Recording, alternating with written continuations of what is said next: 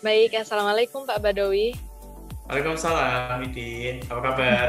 Alhamdulillah, baik Pak. Pak Badawi bagaimana? Sepertinya kegiatannya banyak Alhamdulillah. sekali ya Pak ini Pak.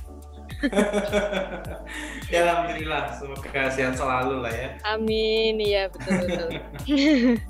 Hmm, Baik, diskusi kita malam ini terkait data arsitektur nih Pak.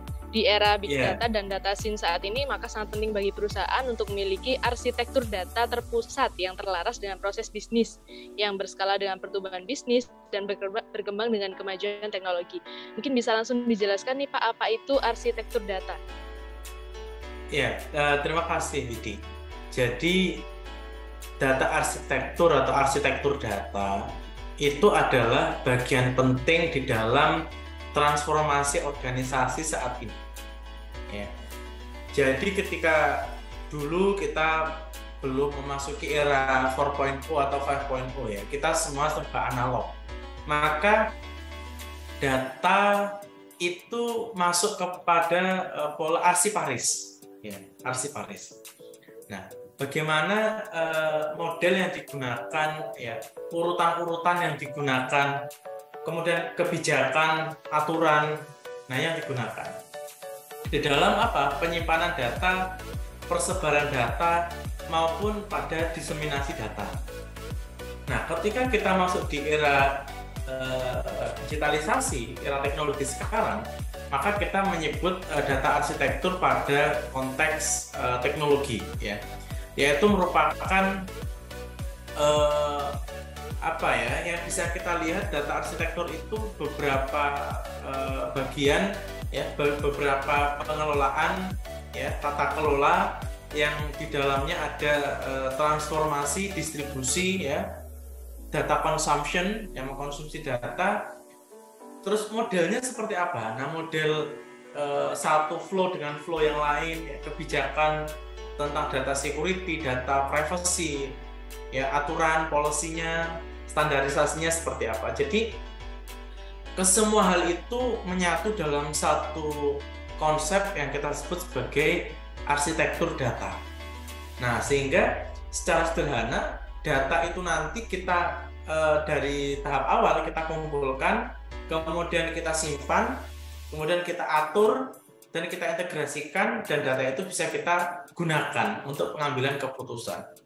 Jadi secara sederhana, data arsitektur itu adalah mekanisme tata kelola data, manajemen data yang kita gunakan mulai dari tahap awal, yaitu tahap pengumpulan sampai kepada tahap pengaplikasian data itu dalam proses manajemen organisasi. Begitu, Widi. Baik Pak. Kemudian apa saja Pak manfaat dari arsitektur data ini? Ya, tentunya kalau kita memiliki arsitektur data, manfaat yang kita miliki adalah semuanya serba mudah. Ya. Misalnya kita memiliki arsitektur data berkaitan dengan pengelolaan karyawan. Maka dari proses rekrutmen, payroll, retirement, kemudian dari semua aplikasi yang ada di perusahaan itu bisa single entry. Ya. Jadi kadang-kadang kita menjumpai di perusahaan gitu ya. Ketika kita masuk di dalam satu aplikasi dan pindah ke aplikasi yang lain, kita perlu login lagi.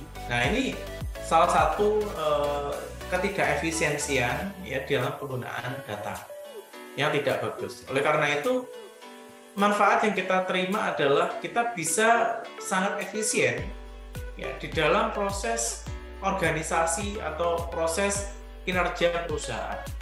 Akan sangat lebih mudah, lebih simpel. Nah, yang kedua adalah dalam pengambilan keputusan, karena kita memiliki data yang datanya terintegrasi misalnya. Nah, itu akan lebih cepat ya kita dalam mengambil keputusan dan lebih akurat. Nah, karena kita memiliki akurasi yang bagus dalam pengambilan keputusan, maka error dalam pengambilan keputusan itu akan sangat bisa kita minimalisir. Nah, potensi kegagalan dalam pengambilan keputusan itu bisa kita kurangi. Nah, manfaat berikutnya itu berkaitan dengan customer, yaitu service excellence. Ya, pasti semua perusahaan memiliki orientasi untuk pelayanan prima. Nah, bagaimana kita bisa memiliki pelayanan prima adalah melalui tata kelola di dalam organisasi itu yang bagus. Nah, salah satunya di dalam tata kelola transformasi organisasi, ya, transformasi digital, membuat organisasi itu lebih lincah. Nah, salah satunya adalah di belakang kita sudah memiliki arsitektur data yang sangat bagus. Begitu, Widi. Baik, Pak. Kemudian apa saja, Pak, komponen dalam arsitektur data ini? Oke, thank you. Kalau kita bicara komponen, maka ada berbagai macam aspek yang harus kita perhatikan di dalam menyusun arsitektur data. Yang pertama tentang cloud storage. Nah, kita mau menaruh storage kita di mana? Kemudian kalau kita bicara cloud storage, di sana juga ada cloud computing. Nah, kemudian bagaimana API-nya, ya, bagaimana kita menghubungkan satu mungkin istilahnya kalau sekarang namanya blockchain, ya, satu blok dengan blok yang lain terhubung, sehingga integrasi data akan lebih mudah. Kemudian kita juga berbicara tentang yang sekarang lagi trending dan digunakan oleh banyak aspek, itu tentang artificial intelligence dan machine learning. Ya, jadi sebetulnya teknologi itu bisa mikir sendiri. Nah, sehingga di dalam proses data analitik kita dibantu sama artificial intelligence dan machine learning. Akhirnya apa? Data yang muncul, nah itu akan kita interpretasikan. Nah, di sini adalah kombinasi yang tepat antara teknologi dan human. Jadi teknologi itu akan melakukan interpretasi, ya. Kemudian manusia itu akan menginterpretasikan sesuai dengan konteks organisasi. Kemudian juga ada data pipeline, ya, pipa. Bagaimana data itu kita hubungkan antara satu terminal ke terminal yang lain. Kemudian juga ada data streaming, ada data real time analytic, ya. Jadi kalau kita memiliki data arsitektur yang bagus, Widi bisa bayangkan sangat mudah bagi seorang direktur utama atau sangat mudah bagi seorang manajer untuk mengetahui performa perusahaan di detik ini. Jadi kita tinggal buka decision support system kita atau kita membuka balance scorecard dashboard kita, dan itu real time. Jadi kita akan sangat cepat dalam mengambil keputusan tanpa harus menunggu, ya, dan di situ tidak ada silo-silo antar departemen, ya, itu sangat mudah sekali. Nah, itu tadi, Widi, beberapa komponen-komponen yang ada di dalam data arsitektur. Baik, Pak. Kemudian bagaimana, Pak, tahapan untuk menyusun data arsitektur ini? Nah, oke, thank you. Jadi berkaitan dengan tahapan, kita memiliki kompleksitas yang luar biasa, ya, kompleksitas yang luar biasa. Jadi di sana ada diagram, ya, sebetulnya sederhana, yaitu adalah flow, ya, urutan, mulai dari data source-nya. Tadi kita bicara tentang data collecting, otomatis kita harus tahu sumber data di mana. Kemudian setelah kita penuhi tentang data source itu, sumber-sumber data, kita lanjutkan ke dalam tahapan operasional data, ya, bagaimana data itu bisa kita olah. Nah, berikutnya kita bisa melakukan data ingestion, ya, atau staging layer. Di situ data itu kita mau apakan, ya, ada master data di sana. Dan berikutnya ada integrasi data dan transformasi. Nah, di sini kita sudah bicara antar semua terminal, ya, antar semua unit usaha, antar semua divisi. Data itu bisa kita kumpulkan, ya. Kemudian data itu bisa kita lakukan kurasi, kita melakukan virtualisasi, ya. Kita siapkan data itu.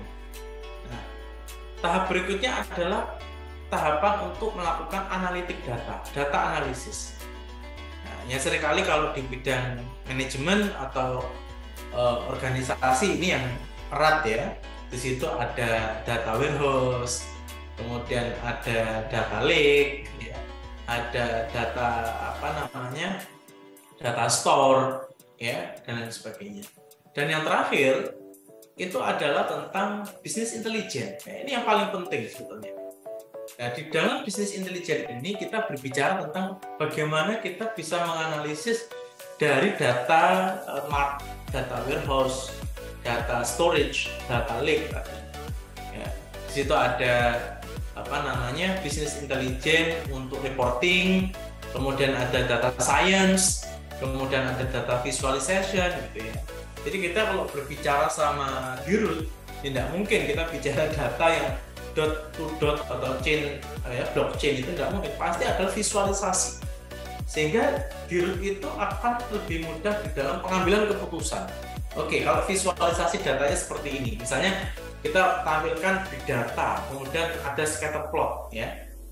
Semua data konsumen, misalnya kita bicara customer behavior, data-data itu akan terkumpul ke dalam scatter plotnya yang sama. Kemudian ada 1-2 data atau consumer behavior itu yang jauh melebar dari scatter plot ini. Nah, artinya ini adalah anomali. Nah, ketika terjadi anomali, maka manajemen bisa mengambil keputusan apakah kita denial, kita menghiraukan, kita tidak peduli dengan outlier data tadi, ataukah kita justru tertarik. Nah, yang outlier ini kita harus investigasi. Ada apa di dalam data outlier ini? Justru ini bisa menjadi ceruk pasar baru. Ini bisa menjadi sumber untuk inovasi baru. Nah, seperti itu. Baik. Kemudian pada tata kelola manajemen, ya, tadi kita bicara tentang data integrasi, diturunkan ke dalam data analitik, kemudian diturunkan lagi pada business intelligence. Nah, ketiga layer ini itu seringkali yang kita utilisasi atau kita gunakan dalam pengambilan keputusan di dalam MIS, Management Information System, ya, atau Sistem Informasi Manajemen. Yaitu kita bisa membuat sebuah simple way, ya, cara yang mudah untuk apa?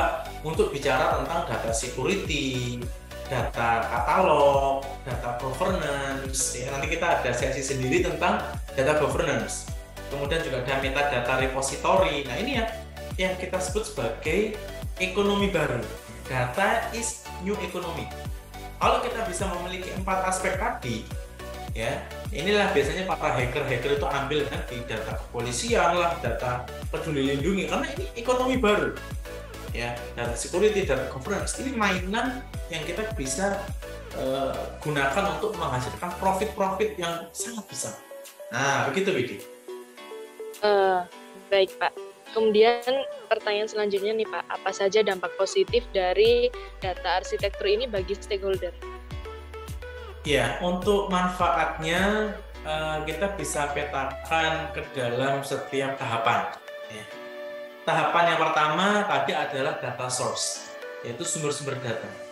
Manfaat bagi stakeholder, ketika perusahaan itu memiliki data arsitektur pada level sumber data, maka di sana misalnya kita bicara apa? Ya, business application. Misalnya ada ERP ya, Enterprise Resource Planning. Nah, semua divisi menggunakan ERP, kemudian di situ ada input data. Nah, di sini adalah data sources, sumber data. Kemudian ada mobile application ya, mungkin Widi pakai WhatsApp, pakai Facebook, LinkedIn, Instagram, dan everyone use Instagram, mereka upload ke dalam aplikasi. Sebetulnya itu adalah input, ya. Mereka secara sukarela memberikan foto-foto pribadinya ke dalam platform Instagram. Dan people around the world, they can reach out every photo. Ya. Dan ini adalah data sources. Kemudian juga ada IoT device, ada Internet of Things. Ya. Kemudian ada juga external data dan anymore. Ya. Bahkan beberapa research yang saya dan kolega lakukan itu kita pakai aplikasi namanya Knaim, ya. Knaim itu untuk big data, kita issue trees, decision trees bisa pakai semua. Dan salah satu sumber data yang kita lakukan adalah menggunakan Twitter. Nah, jadi kita melakukan coding Di situ kita bisa attract ya, data real time dari Twitter.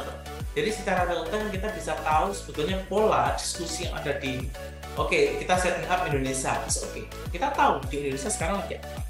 Nah, manfaatnya apa? Manfaatnya adalah kita sangat mudah untuk melakukan data mining. Kita sangat mudah untuk melakukan penambangan data dalam bentuk misalnya teks. Text mining. Ya. Itu bisa kita lakukan dengan sangat mudah. Itu manfaat bagi stakeholder.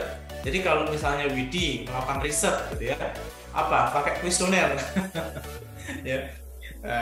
Itu berat ya. Pertama ongkos ya, mahal, takes time karena butuh lama. Tapi kalau dengan data arsitektur seperti ini, kita bicara company big data, 1 detik aja kita sudah mendapatkan berapa ribu data set, banyak sekali ya. Ini hanya aspek dari data sources, padahal tadi ada banyak layer ya, banyak tahapan-tahapan.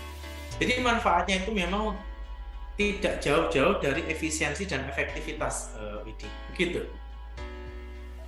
Oke. Selanjutnya nih Pak, apa saja alat analisis yang digunakan dalam menyusun data arsitektur ini? Ya, kalau kita bicara data analisis ya, umumnya kita menggunakan beberapa framework ya. Kita menggunakan beberapa framework, misalnya ada TOGAF gitu ya. Ada TOGAF. Ini yang sangat familiar, orang-orang menggunakan TOGAF untuk menyusun data arsitektur. Yang memang nanti arahnya itu pada IT master plan ya. Jadi tidak jauh-jauh data arsitektur ini dengan IT master plan, karena kalau IT master plan ini tidak inline dengan data arsitektur maka juga tidak sesuai gitu ya, tidak efektif. Ya seringkali saya melihat kalau para praktisi itu mereka antara data arsitektur dan infrastruktur ini kalau tidak inline maka satu sama lain tidak fit. Ya, akhirnya apa yang terjadi? Kalau tidak fit maka yang terjadi adalah kita sudah investasi banyak tapi percuma, nggak kepake. Nah, jadi ini yang harus kita lakukan. Ya. Jadi untuk data arsitektur seringkali ya kita bisa pakai framework, salah satunya TOGAF gitu ya. Ya seperti itu, Witi. Baik Pak. Kemudian bagaimana Pak metode kerangka berpikir yang digunakan untuk menyusun data arsitektur ini? Nah, karena kita menggunakan TOGAF untuk data arsitektur, maka yang kerangka berpikir yang kita gunakan adalah kita mempertemukan antara ini ya Pak, jaringannya agak lambat ya, nggak apa-apa ya. Oh iya, mohon maaf. Ya nggak apa-apa, it's okay. Jadi antara teknologi dan bisnis itu harus klop, harus menjadi satu. Ya, maka kerangka berpikirnya adalah bagaimana teknologi strategi kita dengan bisnis strategi kita, atau teknologi fokus dan bisnis fokus kita itu inline, itu bisa cocok. Ya, jadi pasti perusahaan ini harus memiliki bisnis arsitektur dulu. Ya kalau kita sebut misalnya di perusahaan ada RJBP, ada rencana jangka panjang perusahaan. Nah, kemudian itu kita hubungkan dengan atau kita integrasikan dengan teknologi yang kita bangun. Nah, jadi di situ nanti kita perlu melakukan wawancara ya untuk business requirement model atau business requirement dokumen. Ya. Jadi semua divisi di perusahaan akan kita mintai opininya, kira-kira seperti apa kebutuhannya terkait dengan infrastruktur digital. Nah, di situ kita bisa cocokkan data apa saja yang sebetulnya akan terutilisasi. Nah, jadi kurang lebih begitu, Widi. Kita harus mencocokkan antara bisnis strategi dengan teknologi strategi untuk kerangka berpikirnya. Ya. Baik, Pak. Kemudian berapa lama, Pak, waktu pengerjaan dari data arsitektur ini? Nah, ini yang agak berat. Biasanya itu orang kalau sudah aware, ya perusahaan itu sudah sadar pentingnya data arsitektur, biasanya mereka juga akan berpikir untuk menyusun IT master plan. Ini agak lama, biasanya multi years, bertahun-tahun, Wid. Nah, tapi itu juga tergantung dari kesiapan organisasi ya. Kalau kesiapan organisasinya itu memang betul-betul serius, ya setahun selesai. Jadi misalnya data arsitektur beserta dengan IT master plan tahap 1 3 bulan pertama, nanti kita trial, kita sampaikan. Kemudian tahap 2 3 bulan berikutnya, sampai ke tahap 4 1 tahun. Agak lama kalau ini. Tapi sekalinya jadi itu akan sangat powerful bagi percepatan bisnis dan transformasi kelincahan organisasinya. Begitu, Widi. Baik, Pak. Mungkin itu saja, Pak, pertanyaan dari saya. Terima kasih atas waktunya, Pak Badawi. Oke, terima kasih, Widi. Ya, baik, Pak. Saya tutup. Assalamualaikum. Waalaikumsalam warahmatullahi wabarakatuh.